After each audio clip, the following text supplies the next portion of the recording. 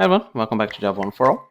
In this video, we're going to finally insert some data into our database using Java. So for that, let's start making some changes here in our connection factory. So let me close all the tabs to the right, and I want just connection factory and the connection factory test. So first thing, I'm going to just return this guy, and then I'm going to remove this system out println, and then here I'm going to remove as well. So remember that I said we usually have the domain classes that they map to tables. They are the entities. So let me start my database, Docker compose up, and we'll go to my workbench just to show you. I'm talking about the producer. So the producer has two fields, one ID, another one name. So basically I have to create a class that will represent this table. Let's go back, project, let's create another package called domain, and then let's create a class called producer, and then we can create here private integer ID, and then private string name. And then we need to generate a builder, no width, and then inner builder, and I will rename here builder. Also, since we are working with databases, it's a good idea to have equals and hash code. So just press next, no known fields, finish, and then maybe toString is also good. Oh, and of course, getters. Insert getter. So as you can see, we already have 65 lines of code, basically just for setting up the basic stuff. Okay, we have the producer. Now, if we come here to the test, we would need to create a producer here. So producer.producerBuilder.builder.name. Let's use here madhouse, and then build. So we have the first producer. Now we need a place where we're going to have all the business logic for the database going on. There is a pattern, design pattern called data access object. But if you look into frameworks that are being used, well, technically now that this video is recording, one of the most famous Java frameworks out there is called Spring. And Spring has a specific name for classes that are handling the databases, like getting data, inserting data, and it's called repository. So we are going to follow the same pattern here, because then in the future you are already familiar. If you check the Spring Boot Essentials on YouTube from DevDojo Academy, you are going to know what I'm talking about. So just create a package called repository, and then let's create a class called producer repository. So this producer repository, for now, we are going to have only one method, public static void save. And we are going to ask for a producer package zzi producer. Cool.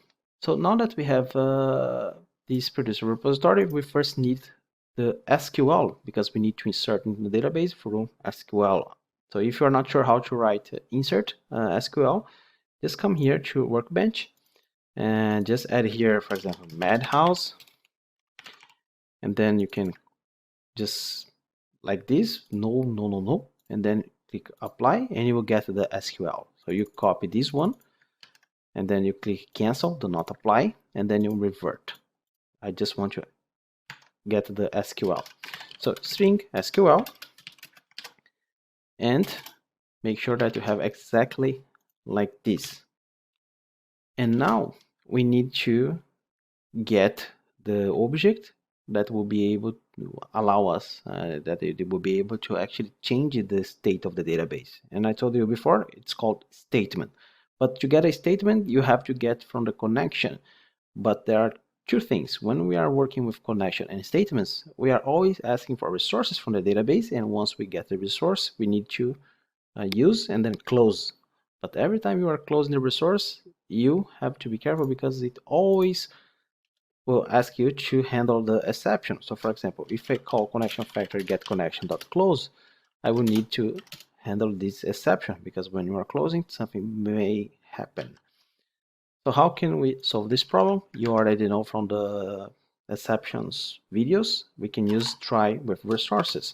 So basically, you create here connection, and you call connection factory get connection, and of course you need to add the catch clause. And to get the statement, you create the statement from the connection. So basically connection, then create statement is going to return a statement.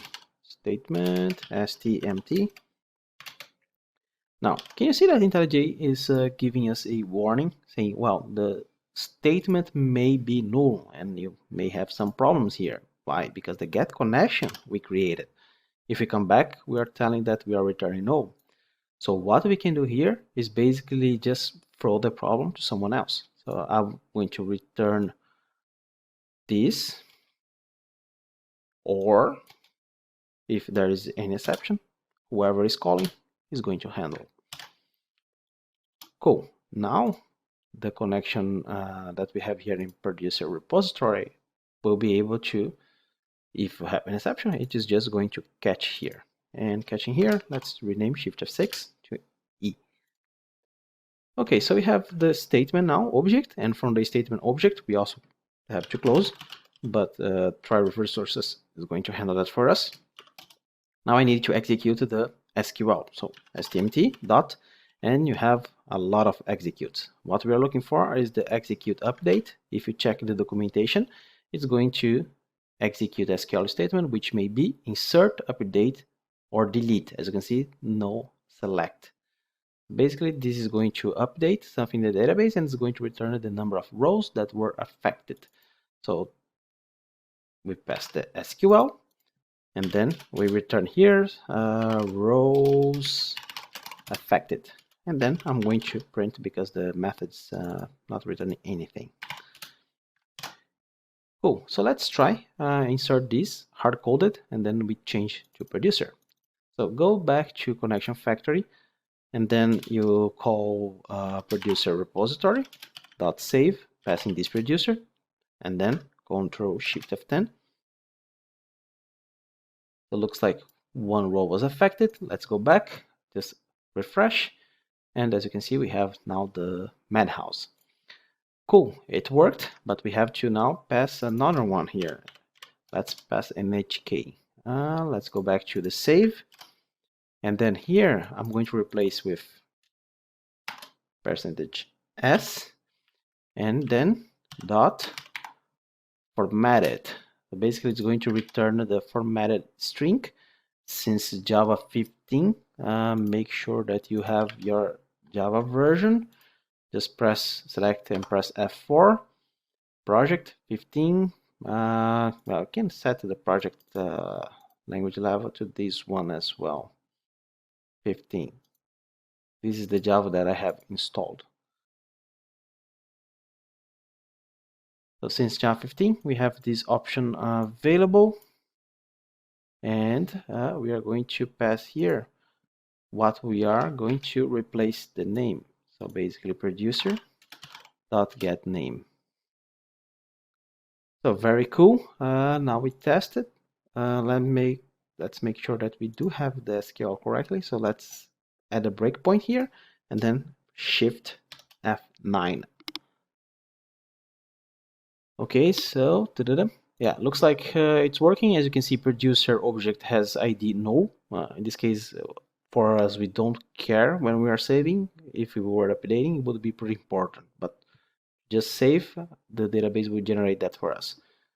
So press F9 to just resume the program and check the console. 1. Now go back to Workbench. Control Enter, and then we have here NHK ID 2. So everything worked as intended. Torbjorn. And I think we can finish this with this small victory. So let's continue with more methods in the next video. Bye bye.